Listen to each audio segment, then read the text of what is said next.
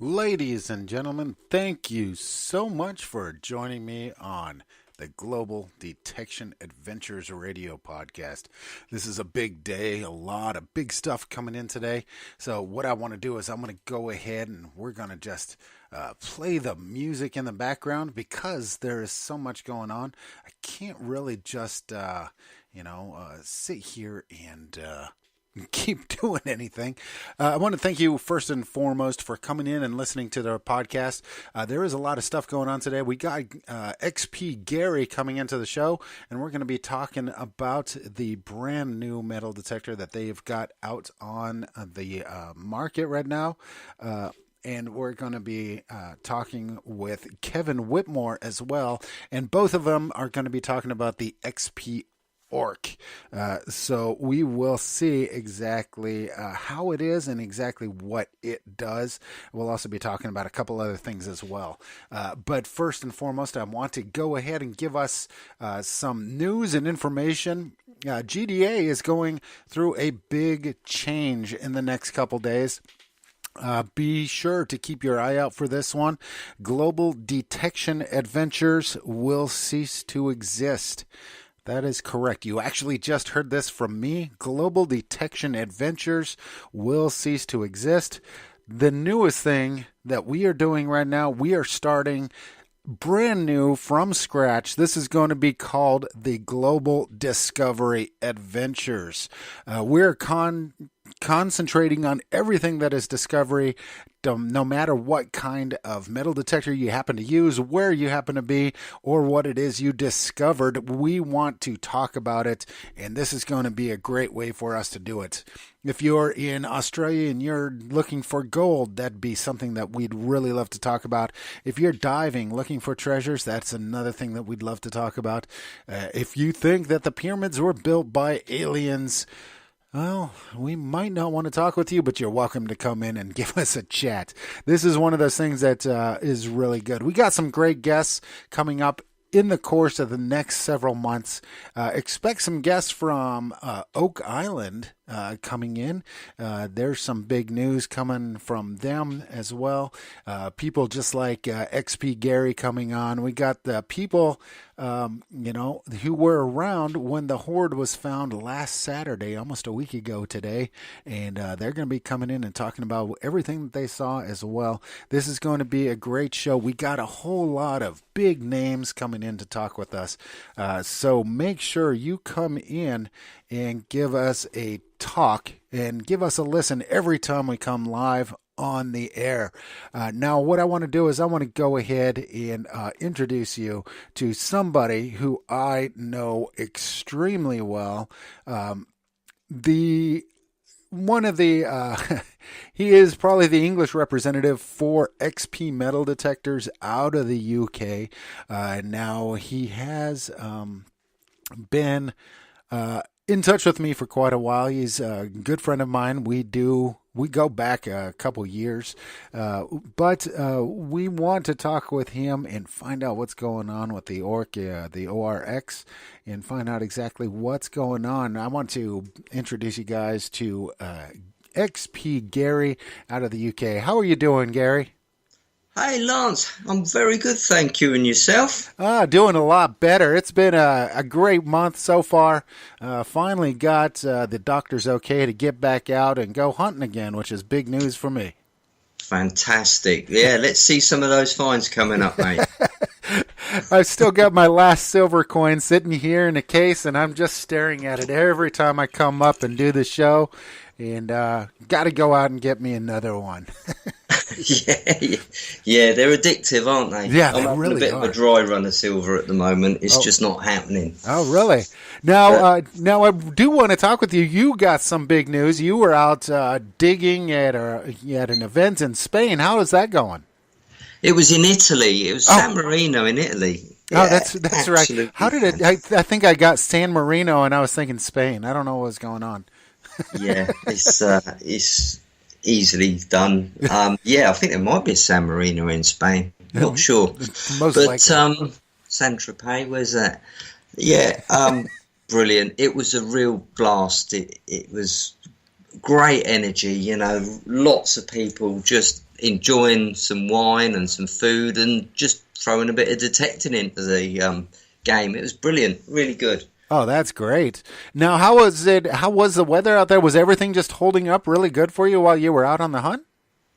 Yeah, it rained the day before and everyone was getting a little bit twitchy, but on the day of detecting, it was blue skies and brilliant sunshine. I didn't manage to get any detecting done. I was just cruising around, talking to people and just generally working, you know. Doesn't it's just horrible seeing everybody out there having fun and you got to work. Do you know what? People don't realise you might be filming for 6 hours in a day just to get like 12 minutes footage. Well, Yeah. you know, you've done it Yeah. with your detecting videos. You just got to get as much footage as you can in the time given because you don't want to get home and think, do you know what? I wish I'd have spent more time filming. So It's exactly that way. And a lot of people don't realize that because it does take a lot of footage just to get those 20 seconds that are entertaining. absolutely. And that video we've just uploaded on the XP YouTube channel where I'm talking to Gary Cook in the UK at the Detectiveville. Mm-hmm. I mean, I think it was 6 hours editing that. It took me almost a full day just to get it right. Oh, jeez. Oh, that's horrible. I know, but it's addictive. Once you start cutting and pasting, it gets addictive.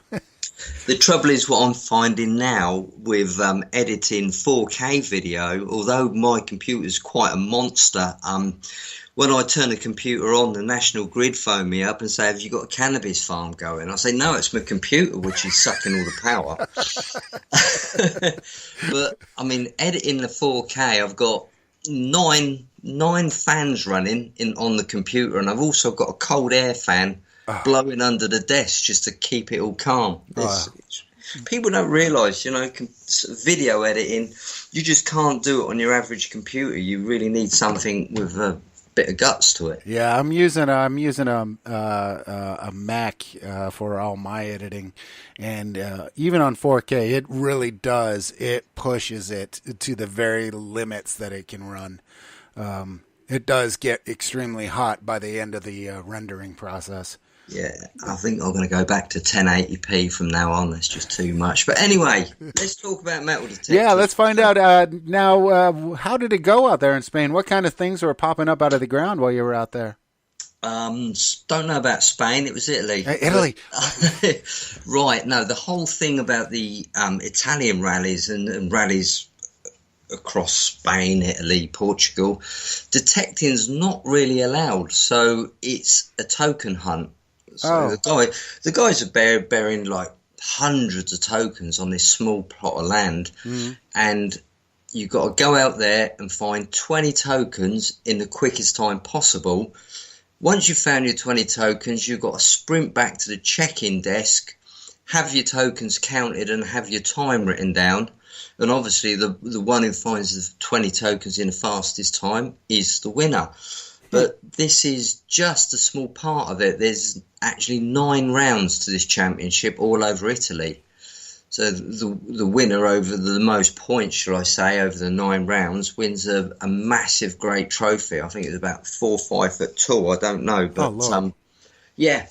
So it's good. It's totally different way to detecting. But the thing what really made me laugh is because it's a speed hunt and people were using anything to dig with, spades, pickaxes. They were just ripping it up.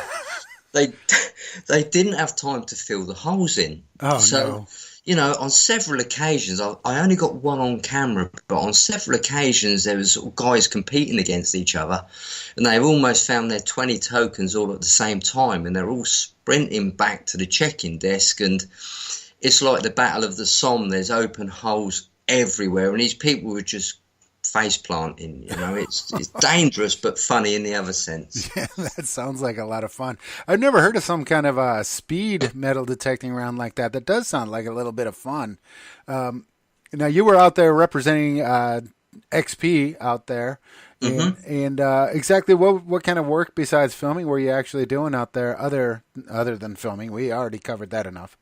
Okay, well, our importer for Italy is EB Electronica. I went and visited their shop and just generally talked about how we could help them in the future and suggestions, and just got their general feedback from their clients and their customers. And this is why it's always good to go to these events, because you speak to the people firsthand, you know, the Deus users and the ORX users. So I'm kind of the man on the ground and just speaking to these people, and it pays off dividends because you get some good ideas for the future, and you can also answer people's questions, although, you know, some of them may be really, really simple questions. You put the answers in simple terms and they're up and running, you know? Yeah, absolutely. Now, kind of switching gears, I've been hearing rumors of possibly a new detector coming out from XP pretty soon. Can you share anything with us? Yeah, there is something happening for sure. You know, there's some new machines in the pipeline, but at the moment, I can't say, because honestly, Lance, I don't know when they're going to be released. I don't even know how far ahead they are with the development. So I've no idea. All I know is they're going to keep the XP Deus in the running, so they're going to keep selling that. That's still going to be, of course, runner. I believe there is going to be a machine above the Deus and below the Deus. So at least 2 more machines coming out. Oh, that's fantastic. Now, the Aura X is out. How is that being received around everywhere? Overseas, where I say Russia, China, Germany, I think it took off really far. Of course, France. In the beginning, it took off straight away. You know, we just couldn't keep up with demand. In the UK, it has been a little slow, but it's really gained momentum now. We're flying along, and thanks to the guys who are helping with this project, you know, the guys over at the ORX forum on the Facebook page, Graham and Kev, and they're a great bunch. And yeah, things are really moving now, so I'm pleased with it. That's wonderful. It's one of those machines I'd love to actually see it in action. Haven't been able to see it myself, being out of not being able to metal detect since August of last year. So we'll see. Maybe I got a friend that's in the market for one. Maybe I can talk him into getting one. Now it's such a simple machine to use, Lance. You literally just switch it on and go, which it's not done me any favours, because how many videos can you do on a machine you switch on and go, basically? Yeah, that's very true. I covered it in the first 4 videos, I think, but hopefully tomorrow I'm going to get out with the guys and I might put that little elliptical coil on and do a video with that. Now, right after you, we do have Kevin coming on to the show. He's going to be talking about it as well. I mean, Kevin Whitmore. He's going to be talking about the Aura X as well. So I'd love to actually talk with him and find out exactly how it is for somebody that's actually on the ground.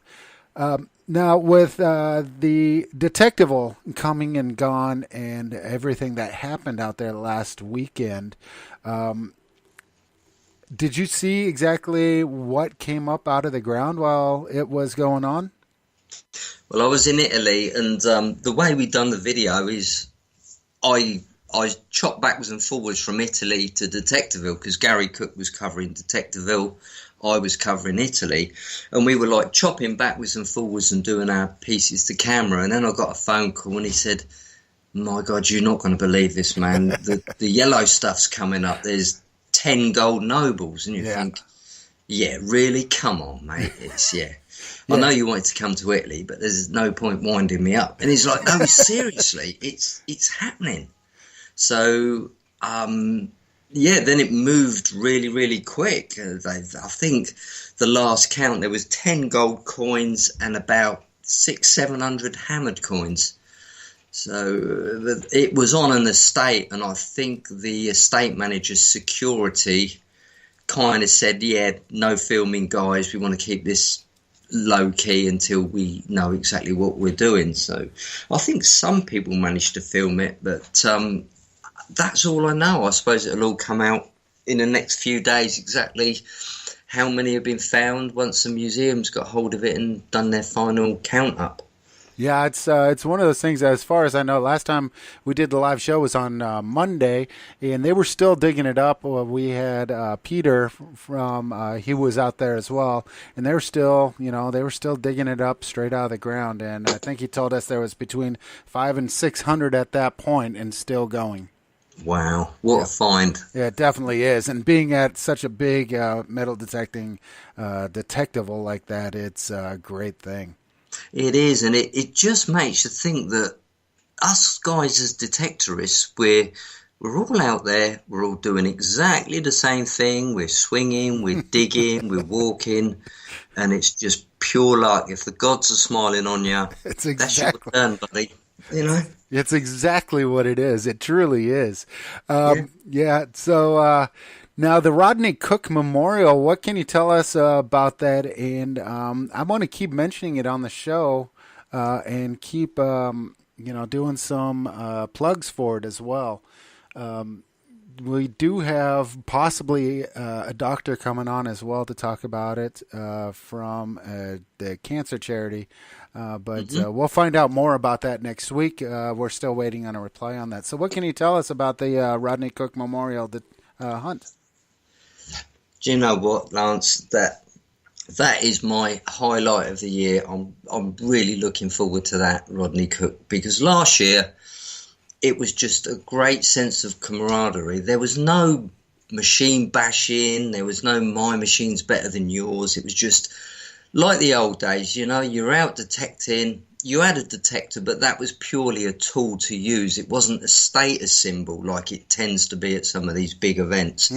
So, as a cancer survivor myself, it was great to go there and just help the charity out. And whenever it comes to those sort of charities, I'm always there. I'm always on the front line and doing what I can. And Cookie, as you know, he's brilliant guy. He's my best mate, and fair play to him.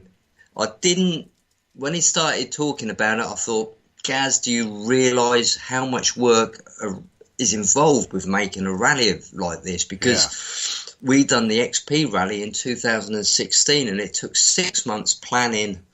And I had a ponytail before I started that rally, and I got no hair afterwards. So that's what it does to you. So I just sort of kindly, gently said to him, do you know how much work's involved? And he said, yeah, I've got a good team behind me. We'll do it. And he was dead right. He had a brilliant team behind him. It was like a military operation on the day, and everyone just come away smiling. We got beaten up by the weather, but it was just a fantastic event. And do you know what? That's the one I'm looking forward to this year, purely because the camaraderie, and it's a chilled rally, Yeah, definitely. And we are going to be plugging this quite a bit because this is something that is near and dear to my heart as well. I mean, both my grandmother and my grandfather both died of cancer, and we're going to be plugging this as much as possible. Make sure that you guys check it out. We will be talking on I believe the next live discussion on April 19th, more about the Rodney Cook Memorial Hunt, and we'll have Gary Cook on that show as well. Absolutely. It doesn't even need plugging, it doesn't need selling, because this one's just going to sell out. It's one of those rallies where the hotels already are filling up. I know the hotel I booked is filled up already. I've just got a text from Todd Roy and Dave D. They want to come over, so that'll be good. Oh, that'll be fantastic. Yeah. I better get the house tidied up, because I guess they're going to be staying in my spare rooms. But, well, with those two, it's going to be a laugh. It is going to be a great laugh, and like I say, I'm looking forward to it. And of course, the other rally, you've got Detectiveville, which is it's the week after Cookie's rally, so it's going to be quite a hectic couple of weeks, really. Yeah. Detectiveville's a great event because there's lots of trade stands there. It's a great event for the public. I'm really looking forward to that. But, it's a lot of people at Detectiveville. It's hard to keep everything together when there's sort of so many people coming on the XP stand, wanting to talk XPs. It really is a hard work. You earn your money on those sort of rallies, but at the Cookies rally, there's going to be no stand. I'm just going there with my detector, and I'm just going to talk to the guys in the field and try and have fun, you know? Yeah, that's all you need to do. That's one of the best ways to do this. Share the love for the hobby with the hobbyists. That's right. That's absolutely right. Yeah, I'm going to be trying to, hopefully, I'm crossing my fingers and toes, trying to get out to Detectiveville in September, so hopefully I'll be out there, and I'm hoping to actually finally get to meet you in person finally.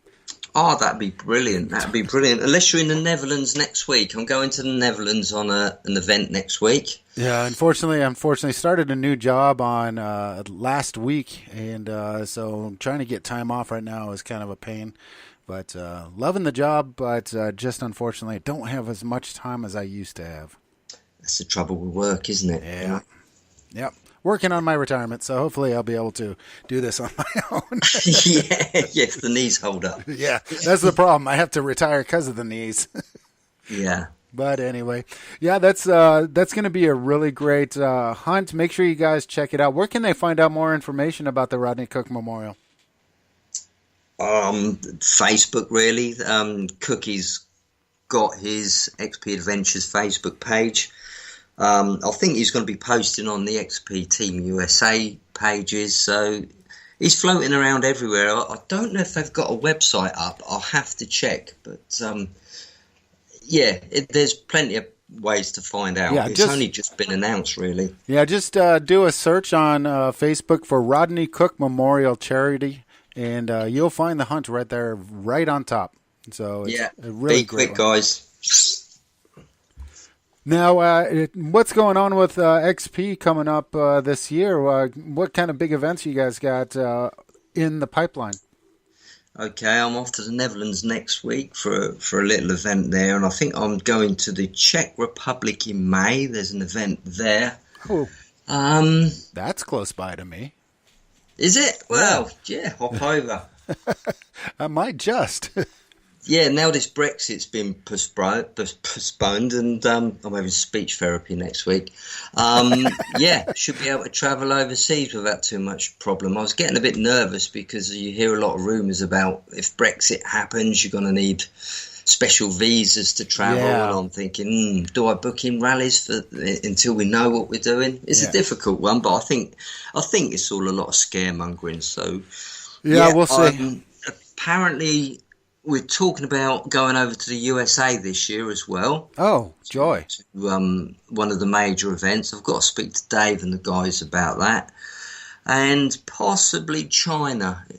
I've got to try and get some dates fixed up. I was going to go and visit some of our dealers in China because we've got quite a few out there. Wow. So it's moving along really, really fast, you know. It's a job to keep up with it sometimes.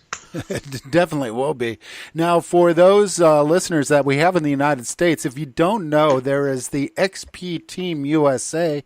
You can find them on YouTube. They also have their own podcast. Make sure you tune in and give them some love and support as well. A great bunch of guys. Dave D was my former host, a good friend of mine, and they started the XP Team USA, and their videos are great. Does the team have anything coming up anytime soon? Yeah, we're trying to do some regular videos. We've just released a show last week. We're just trying to release regular videos. What's the next one? I think Dave D's got one in the pipeline. So the guys in the US do all their filming and send it to Dave, and then Dave sends all the video clips over to the UK where Stuart Mina, our cameraman who does all the XP videos, he does all the editing and puts it all together. And then it goes to the show. So it goes into quite a big mixing bowl before it comes out the other end. But you can tell by the videos, they're pretty well polished. But the hard bit is, Lance, is getting everyone to maintain the quality, you know, the audio quality, the video quality, because not everyone's got state-of-the-art wireless microphones and 4K cameras. Some of them are doing it on their phones. So we really have to pick and choose what we use. But the guys out there are doing a fantastic job. I'm just surprised it's coming out so good, to be fair with you. You know, it's been a great journey, and I'm looking forward to the future. Yeah, I really love watching the videos. I really love seeing it, and watching Dave and his team just kind of get bigger and bigger. It's just been really exciting for me. It was one thing that I really did love seeing, and it was great on him. So I'm thankful that he was able to do what he really truly wanted to do. Now, is there anything else that you'd like to plug for XP coming up, and how can they locate XP online in their respective countries, I guess? That's right. If they go on the XP website, there's a tab at the top which says dealers, and there's a drop-down link, and it shows our distributors throughout the world, really. Always a Google search crops up something. Local magazines, we advertise in the magazines. So XP is really not a hard company to find. As you know, there's loads of tuitional videos out there. You've got the official XP YouTube channel, then you've got my own personal YouTube channel, which is called the Metal Detector Skills School. I've got loads of XP and ORX tuitional videos out there. Apologies in advance, I'm not a lucky detectorist, so if you tune in expecting to see me find gold and silver, it's just not going to happen. I tend to concentrate more on the technical side of detecting, to help people out with their XP products.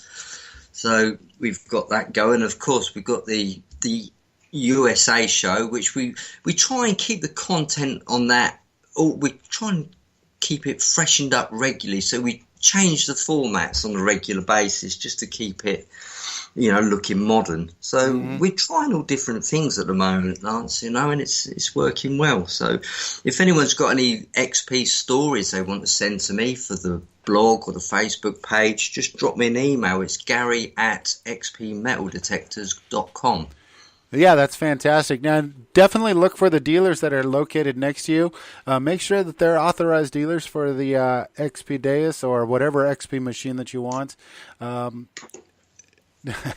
it's going to be a lot better for yourselves. And also, don't forget, we got an MI6 giveaway going on right now. So there are two ways that you can actually make a bid and get yourself into the drawing for it. You can first go over and like the Team USA page, I believe it is. I know Luke's going to yell at me, my producer. He's going to yell at me in just a second. But you can also give a hashtag MI-6 on the live chat and register to get an XP MI6 pinpointer. So that's going to be something fantastic. Now, we did have one question. Where exactly? It just disappeared.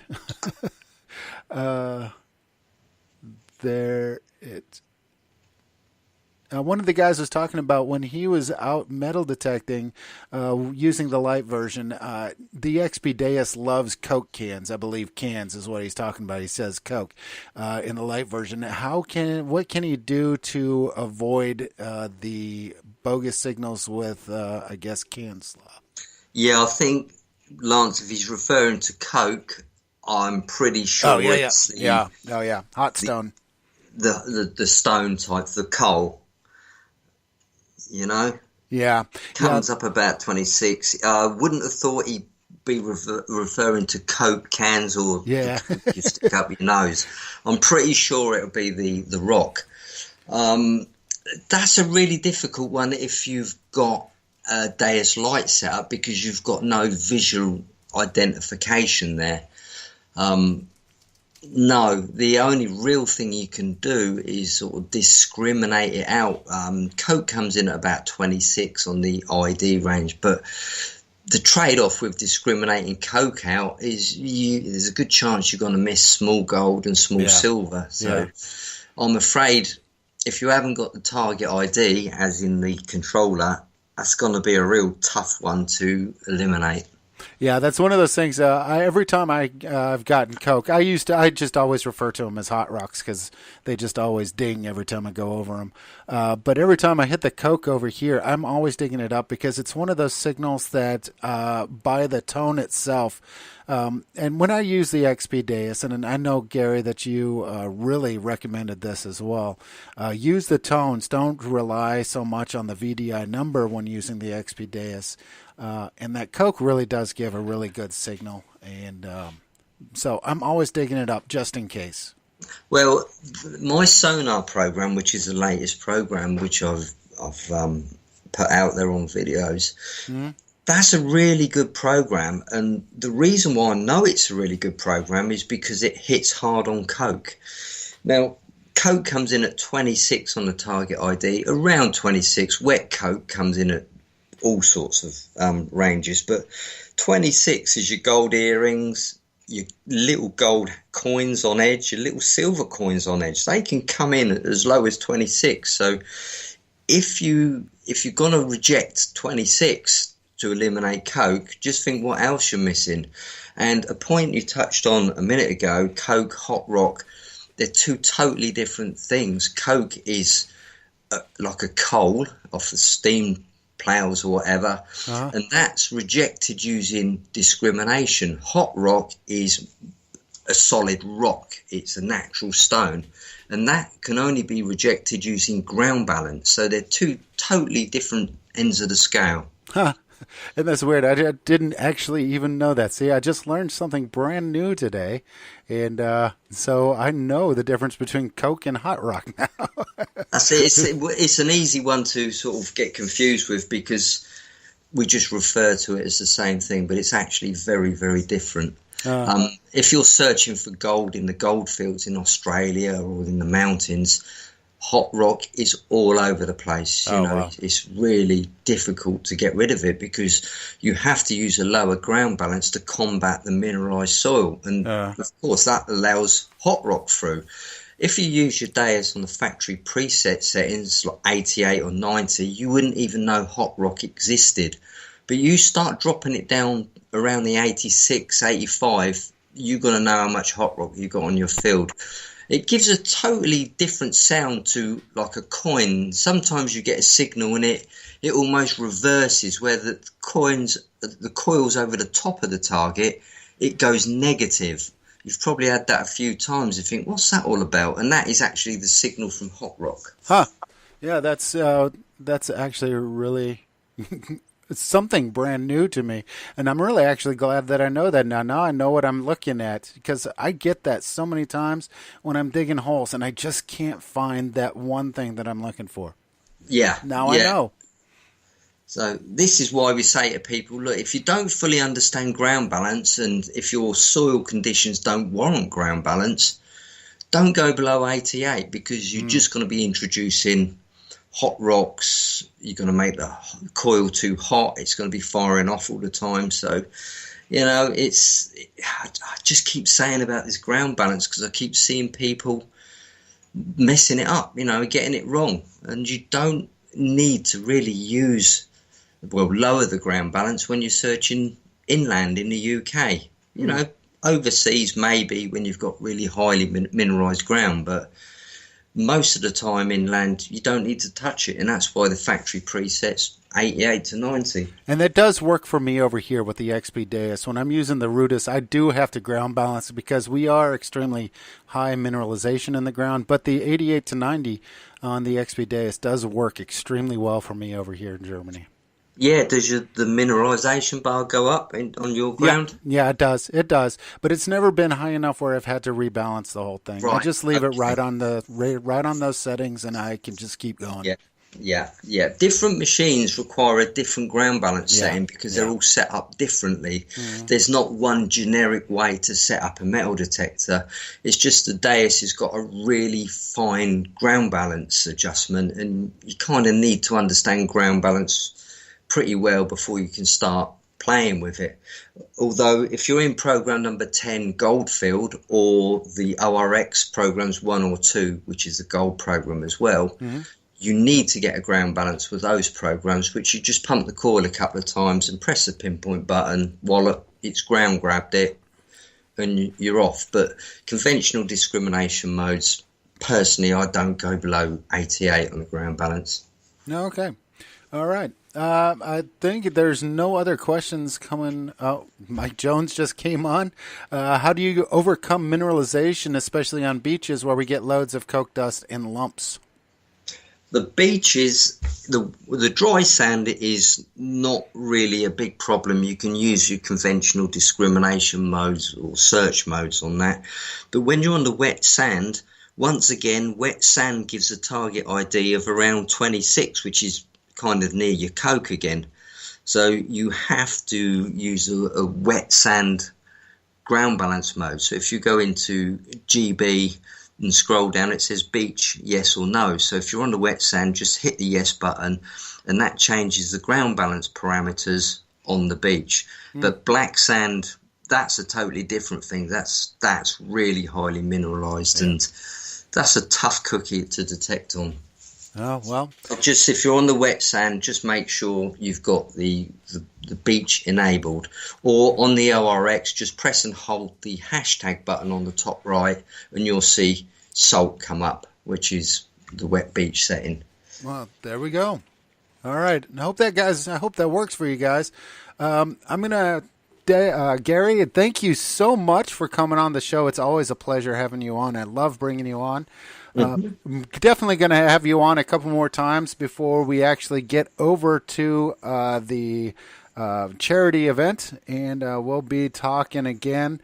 Make sure you guys do a search for the Rodney Cook Memorial Hunt on Facebook, and you can find Gary online at XP Metal Detectors. So you can find him there.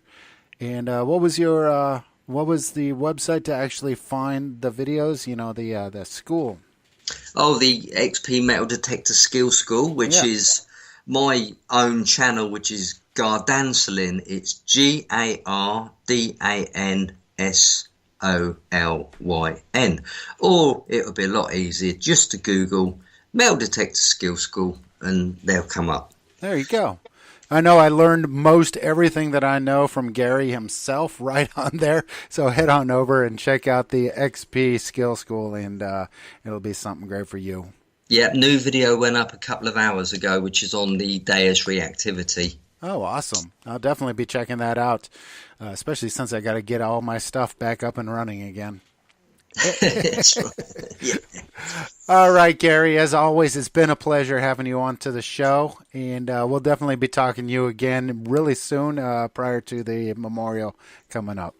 Absolutely. Well, take care. Look after yourself, man, and thanks to everyone for listening in and supporting XP. We really appreciate it, and just drop me a line if you need anything. All right, we definitely will. All right. Speak to you soon. Bye for now. Bye. And that was Gary, XP Gary, from XP Metal Detectors. Really great guy. Love having him on the show, as always. Make sure you guys give the hashtag MI6 for a chance to win an MI6 metal detector, a pinpointer, from XP Metal Detectors.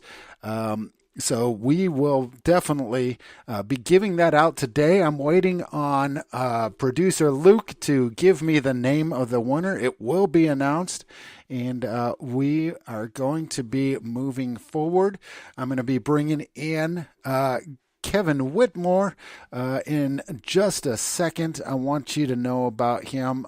He has been using the XPORX for a while, and so we're going to be talking about it, how it is actually working out on the field for him. I do not... I just called the wrong one. I do not actually know how it works, and it's going to be... it's going to be really good to actually get an idea of how it's working out on the field. Kevin's been using the ORX for a while, and I'd like to go ahead and introduce onto the show Kevin Whitmore. Thank you for coming onto the show, Kevin. How's everything going? Kevin, are you on the line? Yep, can you hear me now? Oh, yeah, I got you now. Yep, technology. Yeah, isn't it great? Fantastic. Just when you want it to work, it doesn't. Exactly. That's the problem with technology. I'm doing actually good today. Last live show, I was really having a struggle, but today seems to be going a lot smoother. So, how's the weather? How's the hunting going over there in the UK for you? Yeah, not too bad. We've had pretty mixed weather the last few weeks. We've had some lovely sunshine, which puts you into false hope with spring. But the last few days have been a bit chilly again. But obviously, there's a lot of hardened detectorists out there who don't really mind. They're out there with their woolly hats and jackets. Good old British weather, as they say. Well, look, us outsiders, we always think of British weather as always raining. So, I guess if it's not raining, I guess that's always a plus. Yeah. Do you know what? I think if it's a bit chilly, a bit frosty, that's not a problem. But it's the rain. The rain is not nice. Just makes everything damp, muddy, and awful. Yeah, it is. Especially, no, the one thing that I do like about the rain is the day after the rain, it always makes for really good detecting that Yes. moisture in the ground just really elevates the reactivity of the metals. I love it. But, yeah. That's it. And everything smells nice, clean, and fresh, ready for you to dig as well. Definitely does. Now you're using the XPORX, or the ORX as people call it. How's that working out? Fantastic. To give you a bit of background, I first started detecting about 37 years ago. My dad came home one day with the metal detector. I think I was about 13 years old, and said, "Oh, you ought to try this." And I went off with a few friends, and I've been sort of on and off ever since, really. In the last few years, I've spent a few years living on a little Greek island, and last Christmas our daughter had a little baby, so we've got a granddaughter. So we've come back to the UK, and again looking to hook up again with the hobby. I spent, like a lot of people do, probably hours and hours researching for a metal detector to use, and I chose a couple, made a couple of mistakes, and then there was this lovely glossy ad staring at me on the pages of a few magazines for the ORX from XP, and obviously XP have got a hell of a reputation, especially with Deus. And that was it for me. I was hooked, and I bought one, and I think that was back in early November, and haven't looked back since, really. Oh, that's fantastic.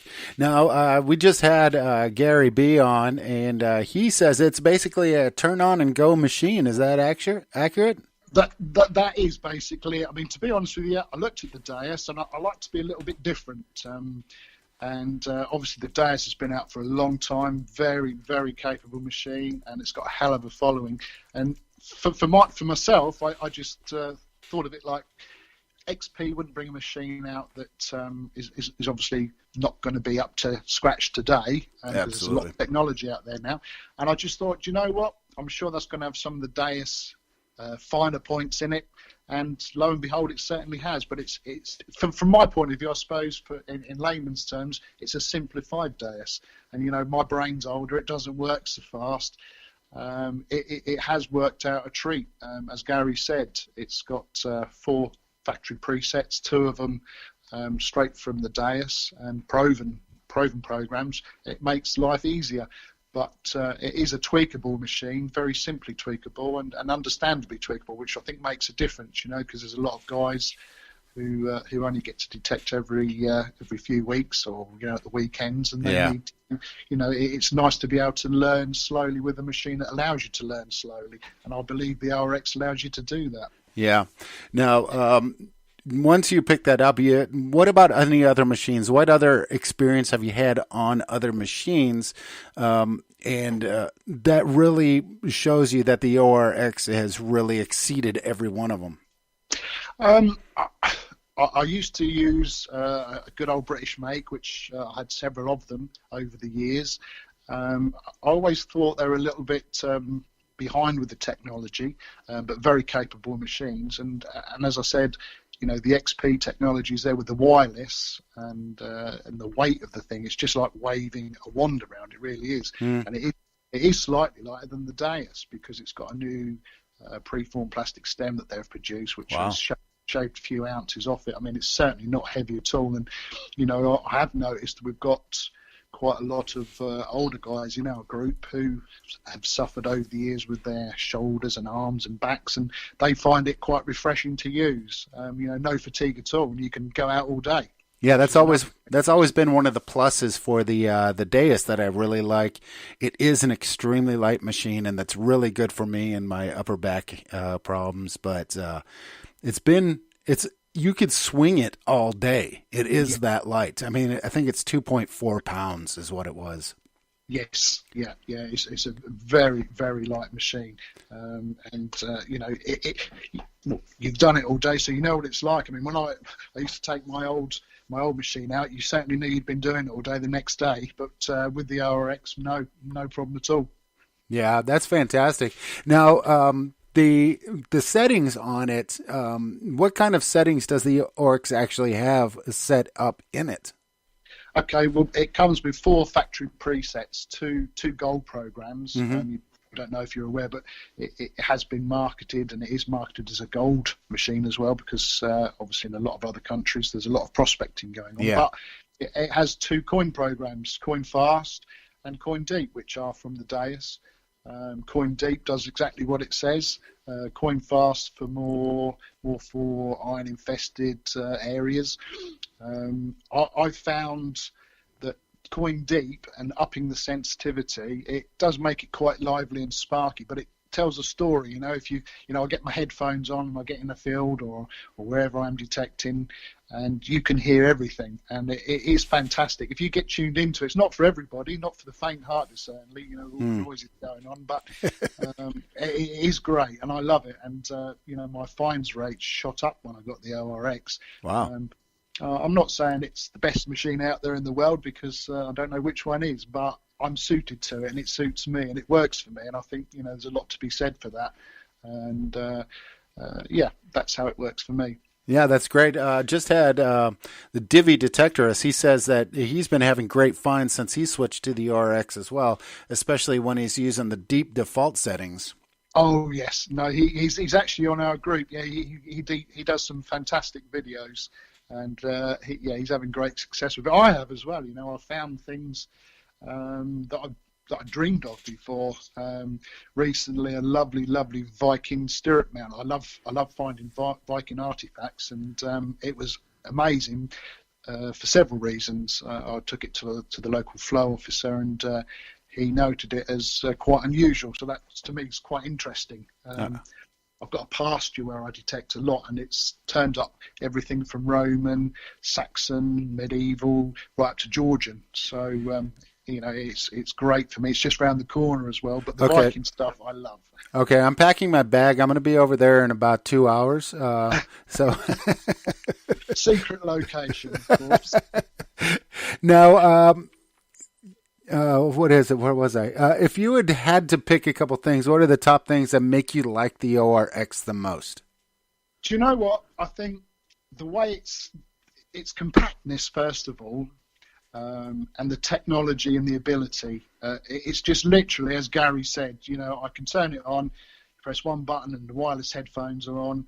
The coil's wireless, and away you go. And it is as simple as that. And for me, that is fantastic. And I'm sure for a lot of people, that's what they want when they go detecting. As I said earlier, a lot of people, we all work all week, and we get a few hours out, possibly once a week or once or twice a month, and you don't want the hassle of setting a machine up. You want to be able to press a button and away you go. And a lot of the guys on our group are in that situation, and a lot of them have taken to it. There's one or two who haven't, but it's a learning curve. It's different. If you've been using a machine for a few years, you know it inside out, and then all of a sudden you get a new one, it's going to be different. You have to give it a chance, and you have to learn its pros and cons. But for me, definitely, and I can speak for several of the others, it's been fantastic.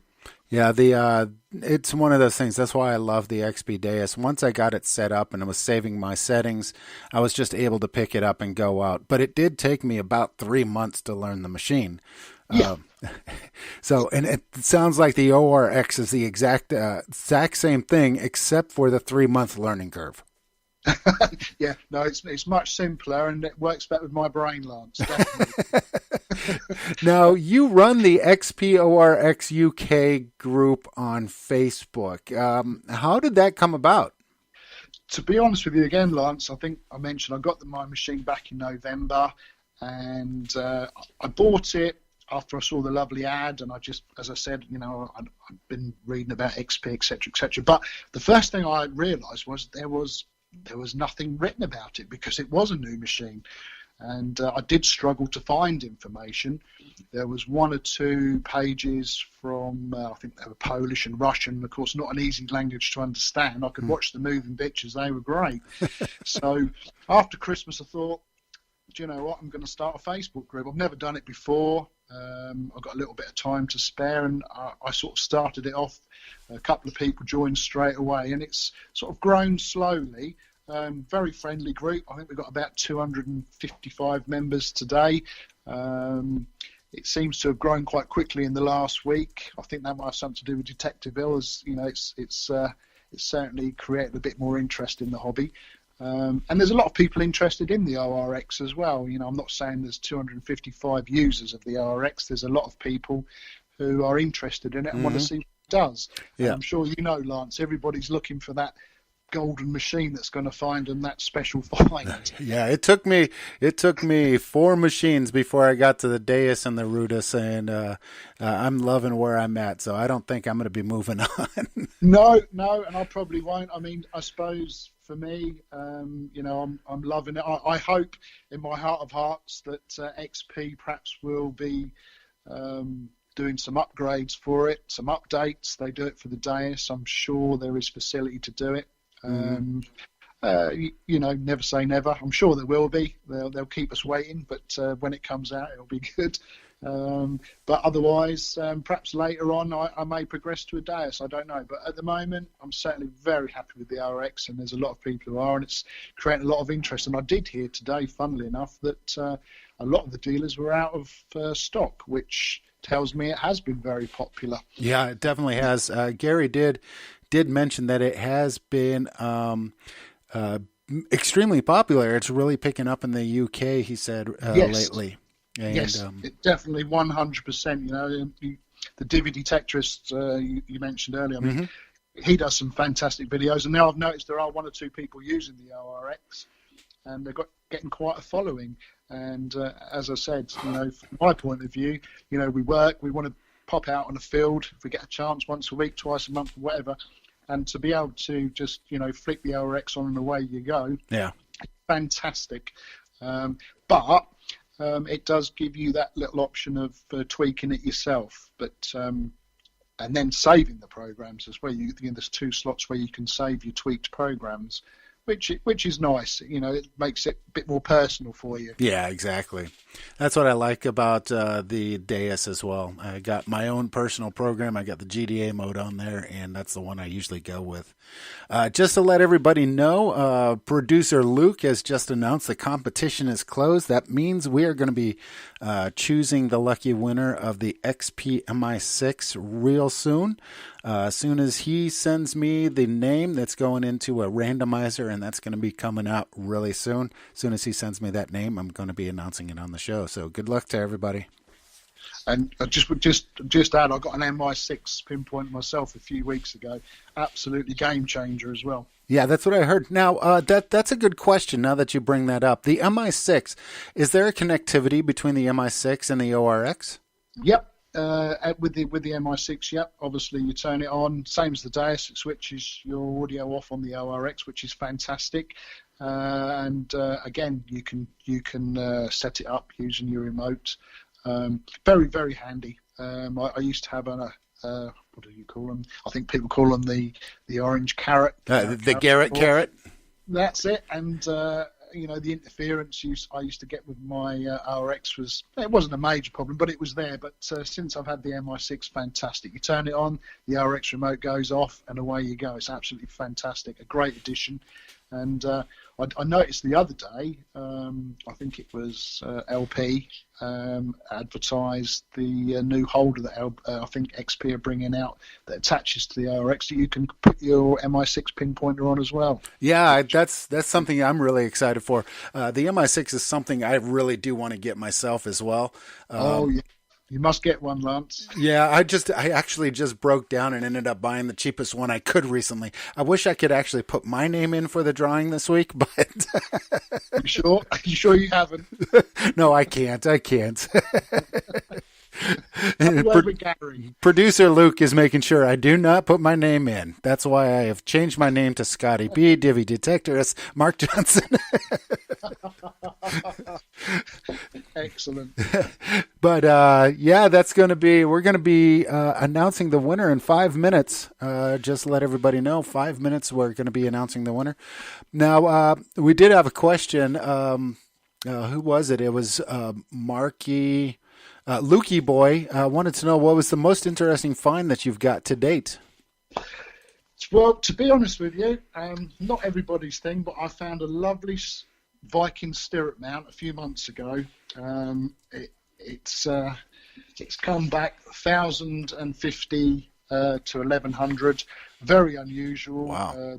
The flow officer has actually noted that it's an interesting find, not one that's been seen before, because the animal that's depicted on it is quite unusual and facing another way to which they usually face. And unfortunately, that's about all I can say on the map, because I'm not particularly brilliant on, identifying finds. That's a whole new ball game. But I suppose for me, that's my favourite find. I love Viking things, and I suppose on my wish list would be to find a lovely axe head or something like that. Oh, wow, yeah. I mean, coins fantastic, and I've found lots of hammers with my RX. It seems to be very, very good at picking hammers up and small coins, quite a few Roman coins as well. But for me, the artifacts are the things I love to find, and anything Viking really, that's my thing. And we all have our thing we like. I hope to find some more, but the axe head would be the icing on the cake, I think, for me. Yeah, it would definitely be something that's really great. I do live in Germany, and we do have a lot of history over here as well. And I've only been able to find axe heads that go back to the 1800s Right. because the metal piece where the handle was in broke, so they just threw it away. I have been told they used to bury them as well. As offerings to the gods, so you never know. We might stumble across a little site where they've buried a few together. That'd be fantastic.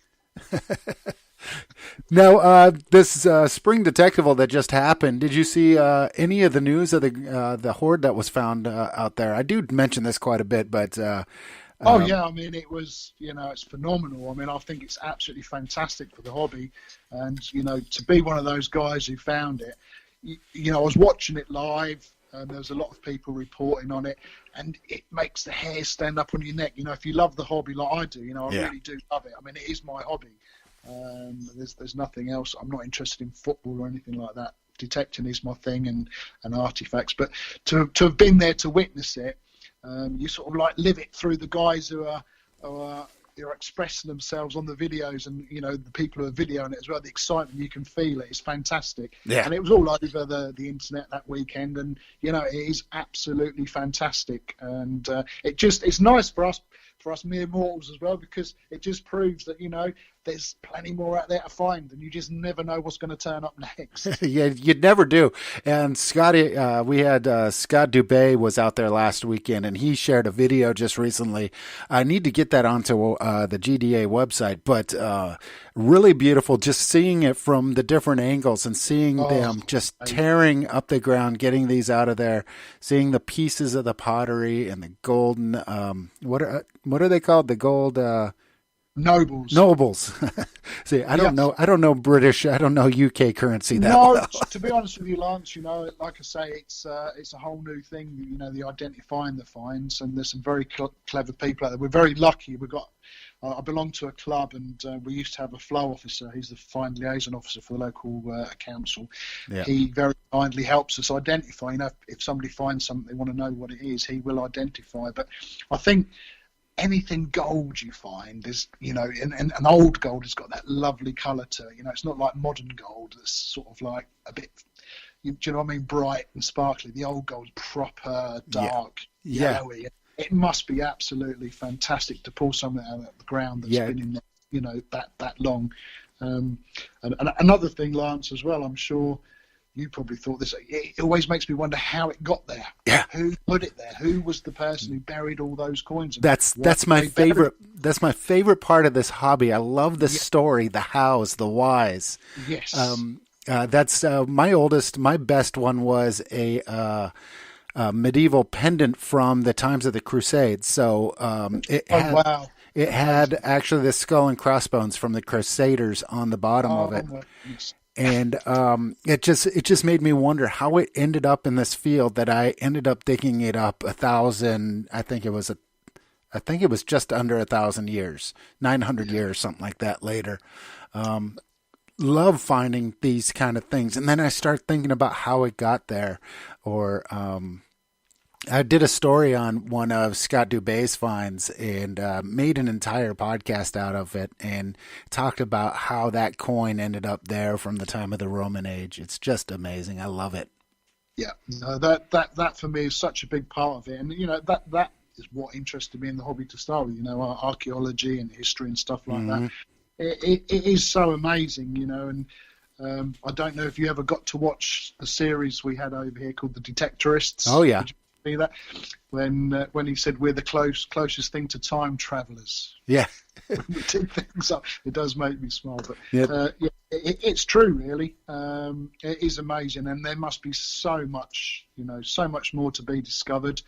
And I hope I do discover something like last week, and that'd be a lovely thought. But as I say, the accent will do me. Yeah, well, it'll definitely do me. One of my favorite shows that came out of the UK that really got me into this hobby was Time Team.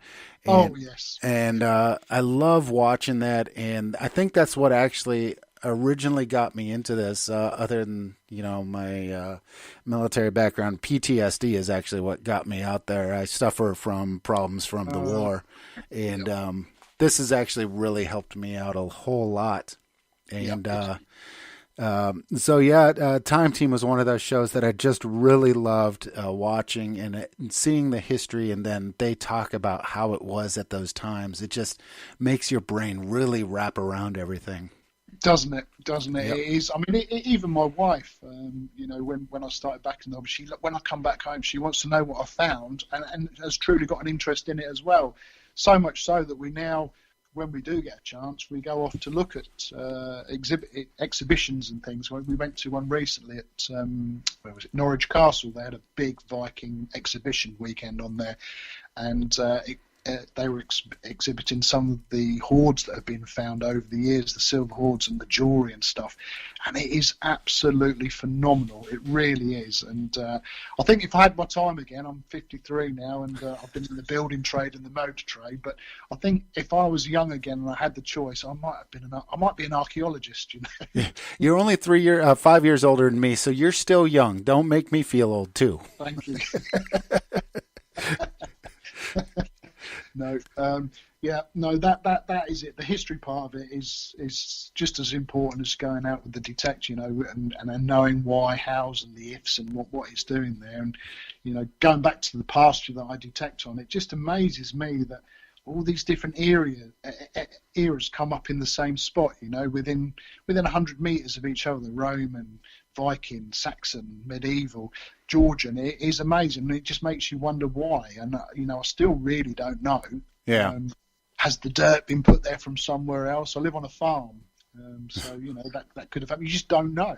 But I think Gary always jokes when he's doing his videos, these field of dreams, and this is really my field of dreams, because I can pop in there and I can come back with the Georgian coin one day, and another day I can come back with the little Romans coin. It's fantastic. Yeah, I'm hoping to get some really good permissions here. Me and the wife moved to a new town last year, and so with my injury and everything, I wasn't able to get out. So I'm hoping I'm going to be able to get some really good permissions this year and get some good hunts. And share them with us. Yeah, I definitely will. I usually do my videos live on Facebook, so anybody who wants to, they can watch them as I actually dig them up out of the ground. Oh, excellent. Oh, well, I'll be adding you and keeping an eye out. Okay. Well, I love talking. I love chatting with you. Where can we find out some more information on you? Do you have a YouTube channel? Do you have any place that these people can find you? Okay, the Facebook page we've set up is XP ORX UK Detecting. There's one or two of us that do a few videos. I've tried to do a few. I'm certainly not in Gary's league yet, but we all start somewhere. I do it with an iPhone, and I find I haven't got enough hands and fingers. Well, Gary outsources as well, so we're very lucky because Gary has quite an input on our page and shares a lot with us. Yeah. Obviously. Which is fantastic because he's a bit of a legend and very, very, very knowledgeable guy, and we're very pleased that he shares information with us. And I know he's going to be doing a few more videos, but like you said, you turn the machine on, you go. There's only so many things you can do, but we seem to make lots of conversations between us. We share our finds. There's lots of RX talk, so anybody looking to move to an RX, please come along, join our group, have a look. We're very friendly. Everybody's friendly there. There's all different levels and competence of detecting. We've got people who detect all the time. There's a couple of guys I know nearly go every day, and we've got guys who are just starting out. So it's a very friendly group and very useful for anybody who is looking to go to an RX or even an XP product. Because we've got a few DAS users as well. Mm-hmm. Yeah, I've joined as well. So if you got questions about the days, feel free to give me a buzz. I'll definitely give you some input on my side as well. There's always Gary, and you got Kevin as well, who knows the XP products or can get you in touch with somebody who does as well. Okay, Lance, thank you very much. Well, thank you very much for having me on. Make sure you guys check out his Facebook group. That's XP ORX UK. Okay, thanks. Thank you very much, Kevin. I haven't waffled on too much, but no. I enjoyed the chat. Thank you. Thank you. We'll talk to you later. Okay, my friend. Bye-bye. Bye-bye. And that was Kevin Whitmore. Great guy. I love having him on the show. That was a really great talk. Now, I know this is the one thing that everybody is waiting on. Everybody is waiting on the announcement of the winner. I know what you're doing. I know exactly what you guys want me to announce. So we're going to go ahead and we're going to kind of announce this. Now, we're going to be doing a couple giveaways over the course of the next couple months. So don't think that if you didn't win today that this was the last thing. Make sure you keep checking in. And I really, really love the fact that you guys are listening to the podcast. If you don't know who I am, my name is Lance Goolsby. I'm an American. I live in Germany. And I metal detect over here. I went to the war in 2003 in Iraq, and I suffer from post-traumatic stress disorder. And found that metal detecting helps me out extremely well. And so I started doing this, and we will, be, excuse me. And so I've been doing this since 2012 and slowly learning. And through this podcast, I get to meet a lot of really fun people just like you guys. And now that we've got a production team on this, we are actually, reaching more and more people. And I thank you so much. Now, if you want, there is a link where you can go to facebook.com/ArchMDMag. And you can actually find who it was who actually won. The winner of the MI6 pinpointer is Aggie Hall out of the United States. Congratulations, Aggie. If you are listening in, let me know. That's a great pinpointer that you've gotten. Luke is constantly writing me right now. It is, yes, Aggie Hall, mates, and thank you so much. All right, she's out of the United States. I've actually talked with her a couple times. I know she's a very active metal detector up there, I believe, in the northern eastern states. So congratulations, Aggie. That's a great pinpointer that you got. Make sure you guys head on over to my website. That's gdapod.com. On there, you'll find a calendar of all my upcoming guests and places that are open to record. If anybody wants to come on the show, or if you have any recommendations to come onto the show, feel free to give me a buzz. That's Lance at GDA Pod. And give me a recommendation to somebody that you'd like to have onto the show. We'll definitely get them on. We provide live shows, and we also have recorded shows that will be coming out Mondays. So make sure you check that. If you don't already subscribe to us on iTunes, Spreaker, on Spotify, or on Google, make sure you do so, and you'll get those brand new episodes whenever they come out. And that's it from me, everybody. This has been a really, really great show. I love talking with you guys. Thank you so much for coming by and actually listening to me yap and yammer with people from around the world. And I want to thank every single one of you for coming in and listening as I did that. And thanks again to every single one of the guys that came in and talked with me, XP Gary and to Kevin Whitmore. Thank you so much for coming in and talking. It was a really great show. Make sure that you guys listen up this coming Monday. I'm going to have an interview with Scotty B, who was out on the field when the hoard was actually found. So that's going to be a real fun talk, and we're going to see exactly what he found while he was out there as well. Scotty B's a great guy, and I look forward to listening to this one. All right, until next time, as I always say, we'll see you guys out on the field. Let's dig it up, y'all.